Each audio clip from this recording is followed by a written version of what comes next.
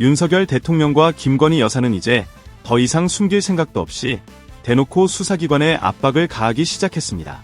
이들의 행보는 매우 대담하게 보일 수 있지만 모든 일이 그렇듯이 꼬리가 길면 반드시 밟히게 마련입니다. 김건희 여사와 관련된 여러 사태는 사실상 시작에 불과하며 앞으로 더 큰 문제가 발생할 가능성이 충분히 있습니다. 특히 이번 사건에서 주목할 점은 대통령실이 해병 순직 사건과 관련된 외압 의혹을 수사하는 공수처를 정면으로 비판했다는 점입니다. 대통령실이 이렇게 직접적으로 나서서 수사기관을 공개적으로 비판하는 일은 매우 드문 일입니다. 이례적인 상황에서 공수처는 별다른 입장 없이 침묵을 유지하고 있는데 이는 그들 나름의 전략일 수도 있지만 향후 어떤 식으로든 반응이 나올 가능성도 배제할 수 없습니다. 개인적으로 저는 이번 사건에서 대통령실의 대응이 오히려 그들의 입지를 더욱 불안정하게 만들 수 있다고 생각합니다.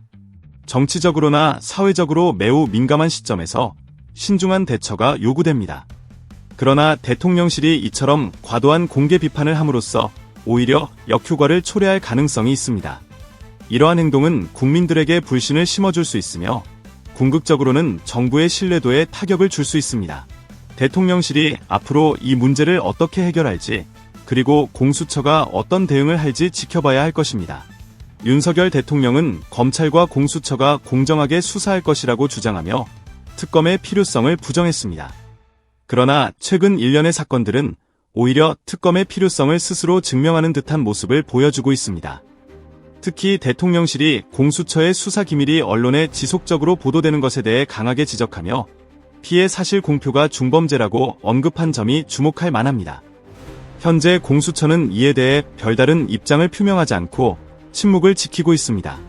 이와 비교해보면 지난 3월에는 이종섭 전 국방부 장관의 출국 허락 여부를 놓고 공수처가 대통령실에 공개적으로 반발한 적이 있었습니다. 하지만 이번 사건에서는 공수처 내부에서 대통령실의 입장이 공식적인 브리핑 내용이 아닌 만큼 정면 대응을 자제하는 분위기가 감지되고 있습니다. 이는 공수처가 신중한 태도를 취하고 있음을 시사하지만 수사가 여전히 산적한 문제에 직면해 있다는 점도 부정할 수 없습니다. 공수처가 확보한 윤 대통령과 전현직 대통령실 관계자 20여 명의 통신 내역은 지난해 7월 중순부터 2달간의 통화 일시와 시간, 상대방 번호 정도의 기본적인 정보만 포함하고 있습니다. 공수처는 현재 소환 조사가 필요한 주요 인물을 추려내는 작업을 진행 중이지만 구체적인 진술과 물증이 확보될 수 있을지는 아직 불확실한 상황입니다. 개인적으로 이러한 상황에서 공수처의 침묵은 그들 나름의 전략일 수 있으나 수사의 진전을 위해서는 보다 적극적인 대응이 필요하다고 생각합니다. 공수처가 국민의 신뢰를 얻기 위해서는 더욱 투명하고 철저한 수사가 이루어져야 하며 진실을 밝히기 위해 특검이 필요할 수도 있다고 봅니다. 공수처가 앞으로 어떤 결정을 내릴지 그리고 이 과정에서 어떤 새로운 사실들이 드러날지 주목됩니다. 공정한 수사를 통해 진실이 밝혀지고 그로 인해 국민들이 신뢰를 회복할 수 있기를 기대합니다.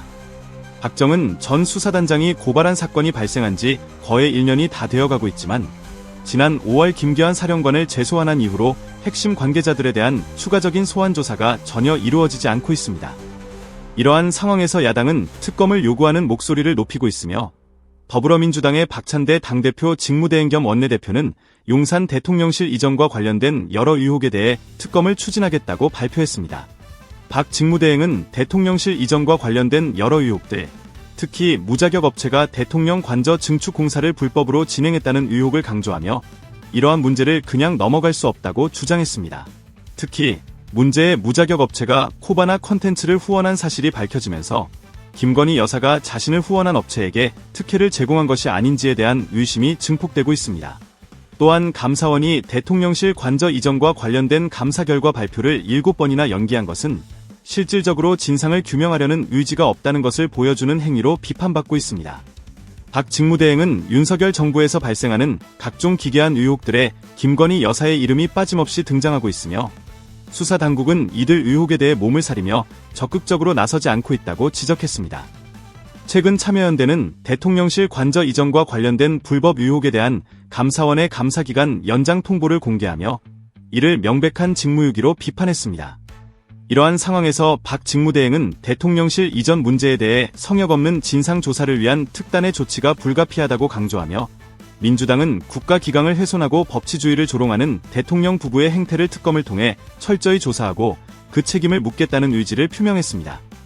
현재 국회 법제사법위원회에 김건희 특검법이 상정된 상황에서 이 법안 심사 과정에서 대통령실 관저 이전과 관련된 의혹이 포함될 가능성이 높아 보입니다.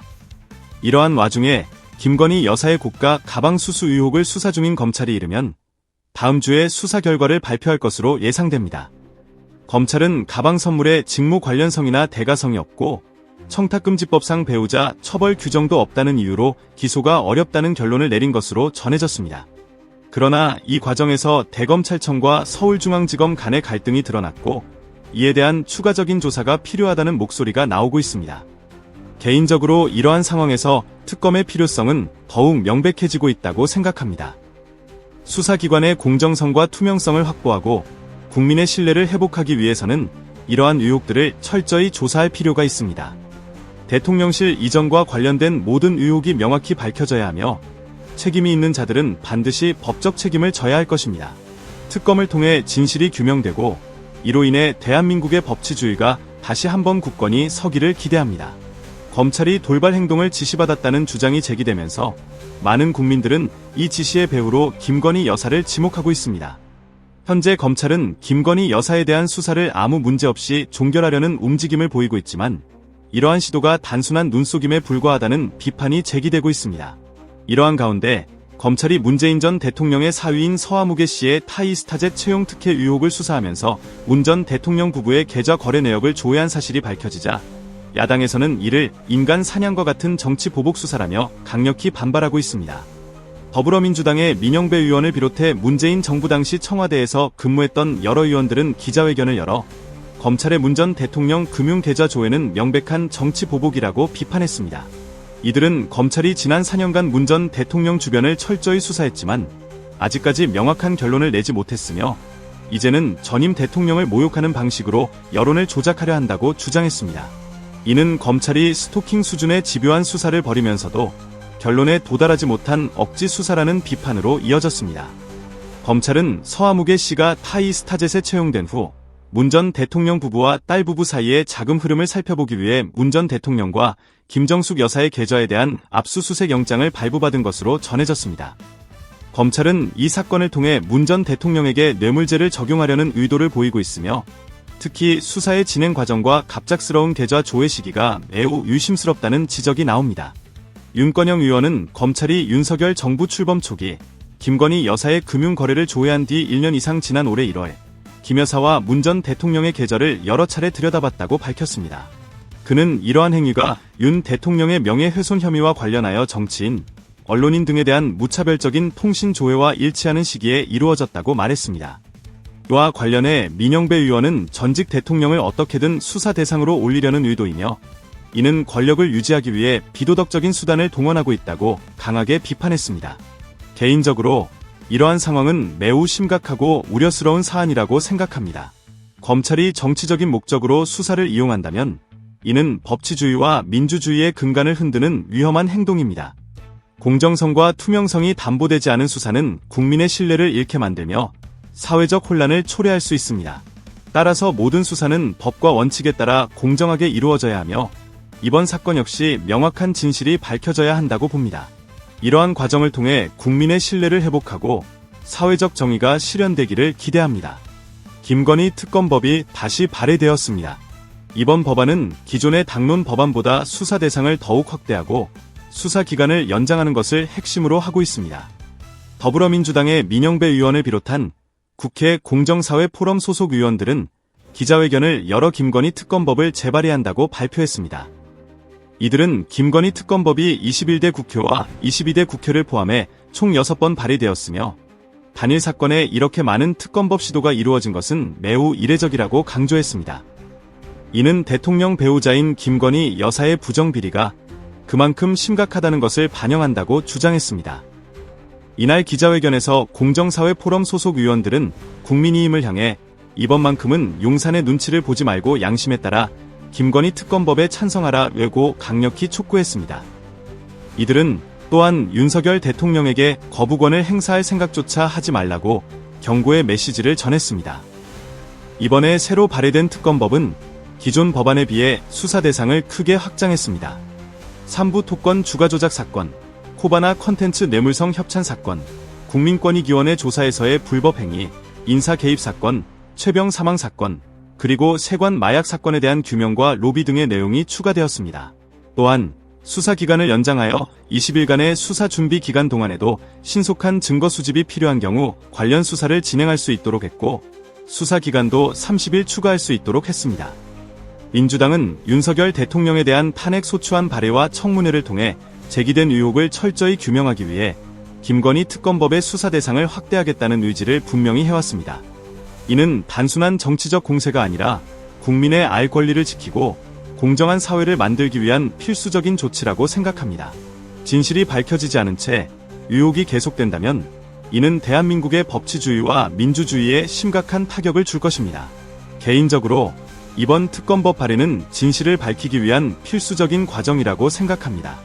현 정부가 국민들에게 신뢰를 잃지 않으려면 특검을 통해 모든 의혹을 투명하게 밝혀야 할 것입니다. 이 과정에서 대통령의 배우자라도 예외는 없어야 하며 법 앞에 모두가 평등하다는 원칙이 지켜져야 합니다. 진실은 결국 드러나게 마련입니다. 지금 윤석열 정부가 거짓말로 진실을 덮으려 한다면 그 거짓말은 시간이 지나면서 더 큰 문제로 돌아올 것입니다. 야당은 어떠한 일이 있더라도 특검을 통해 진실을 밝히고 대한민국의 법치주의를 지켜내야 합니다. 이는 단지 정치적 문제가 아니라 우리 사회의 기본적인 신뢰와 정의를 지키는 일입니다. 오늘 영상은 여기까지입니다. 대한민국의 정상화를 위해 끝까지 노력하겠습니다. 여러분의 구독과 좋아요가 큰 힘이 됩니다. 감사합니다.